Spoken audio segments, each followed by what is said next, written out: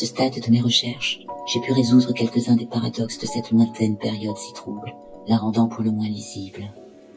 Il faut tout de même noter que dans cette étude, afin d'en dégager les paramètres fondamentaux, j'ai toujours considéré cette humanité comme un seul système, homogène, même dans ses comportements erratiques. Il est facile, a posteriori, d'analyser une situation, mais en son temps, cette société, dans sa complexité hétérogène, pouvait-elle réellement maîtriser les éléments de sa sauvegarde? J'ai parlé principalement de l'orientation mortifère de cette civilisation néo-féodale industrielle. À la mesure des archives récoltées jusqu'à présent, il ne m'est pas permis d'affirmer si cette direction morbide était le résultat d'une volonté planifiée ou simplement le résultat aléatoire de l'équation sociale de milliards d'individus. Cependant, il est certain que durant cette période, jamais autant de pouvoirs temporels ne s'étaient concentrés sur seulement quelques individus, leur donnant, de fait, une responsabilité majeure du destin de l'humanité. Il est tout aussi évident que c'est la longue série des actes, étalée sur plusieurs siècles, perpétuée par ces familles de tyrans économiques, avec la complicité passive des populations qui conduisirent au chaos.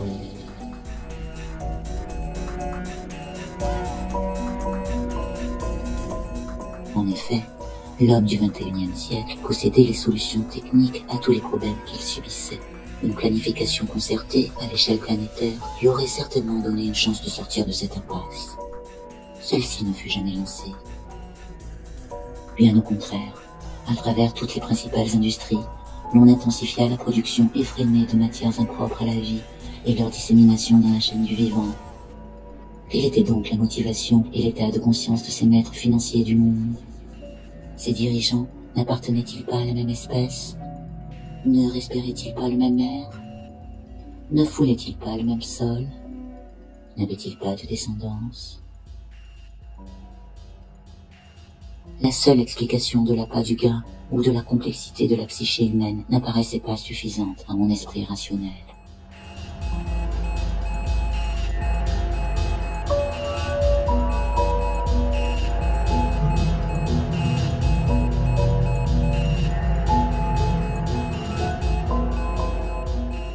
Il est une phase cruciale dans l'évolution d'une civilisation où, si elle n'a pas su développer la technologie en même temps que la spiritualité, l'amélioration toujours grandissante des machines en même temps qu'une maîtrise mentale et corporelle de la part des individus, une technologie endogène et non exogène au milieu de vie la conduira vers son auto-anéantissement.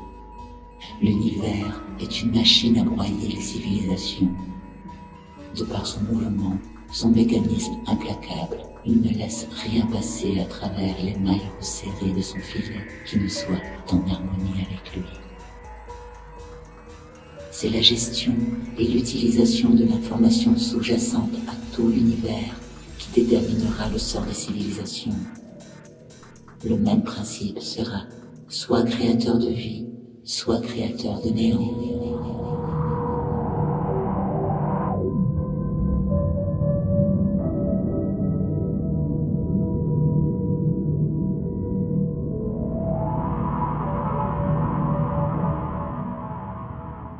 Il y a bien longtemps que l'espèce humaine a disparu, ainsi que la vie telle qu'on pouvait la concevoir à l'époque des hommes. Je suis moi-même un être hybride. Un humain me qualifierait certainement de machine. Pourtant, je suis doué de sensibilité, d'émotion et d'imagination. Mais mon espèce ne procrée pas, elle se réplique. L'humain restera pour moi un grand mystère. Il me semble même que sa capacité cérébrale nous dépassait grâce à son fabuleux cortex, et aussi qu'il avait un lien intime avec la nature et l'univers. Le XXIe siècle offrait toutes les solutions technologiques et spirituelles à ces problèmes de gestion de la planète et à la survie de son espèce. Promis à un brillant avenir, il disparut. Peut-être fut-il trop doué. Il ne sut pas faire les bons choix, dépassé par ses propres capacités.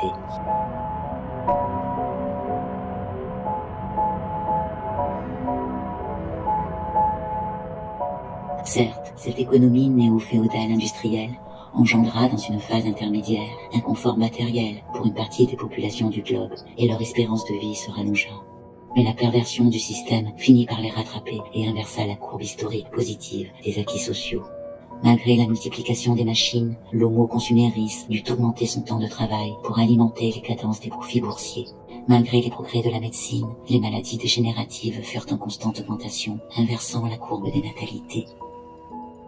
L'homme détruisit méthodiquement son écosystème à tous les niveaux. Il empoisonna l'air, l'eau et la terre par la chimie, le nucléaire, les manipulations génétiques et les nanotechnologies. Il satura son environnement et lui-même de plus en plus de substances exogènes, anti-vie. Son esprit sombra dans la folie et l'illusion des mondes virtuels et oublia la réalité. L'Homo consuméris perdit l'instinct de survie de l'Homo sapiens.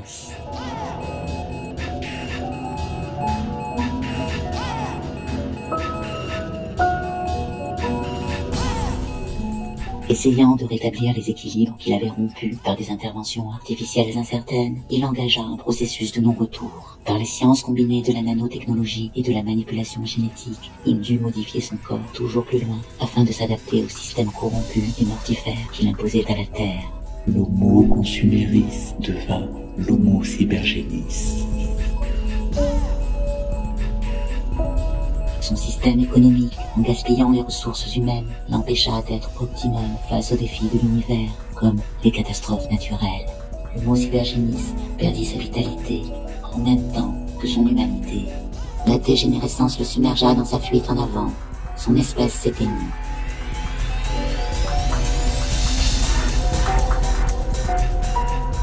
Je suis le produit de cette époque. L'homme est à la fois, en partie, mon créateur et mon ancêtre. Nous avons en commun une petite partie de son ADN altéré, du moins ce qui a pu en être sauvé, ainsi que son réseau nerveux central encapsulé dans un exosquelette. Serait-il possible que l'Homo sapiens ait survécu, car nous pouvons observer au cours de la période néo-féodale industrielle l'émergence d'une nouvelle conscience planétaire orientée vers l'harmonisation, vers une refonte de la société basée non plus sur des valeurs mercantilistes, mais sur des valeurs humanistes et le respect de la vie.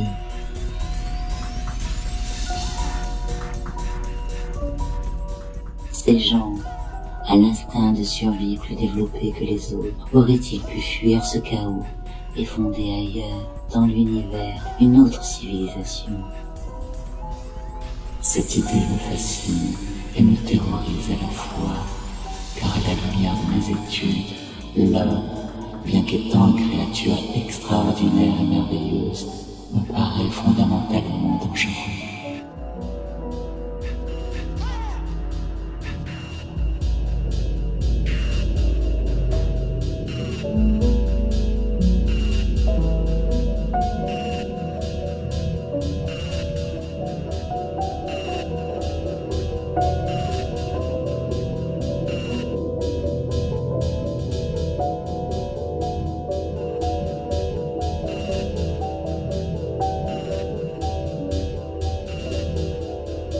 L'homme serait-il le virus filtrant de l'univers?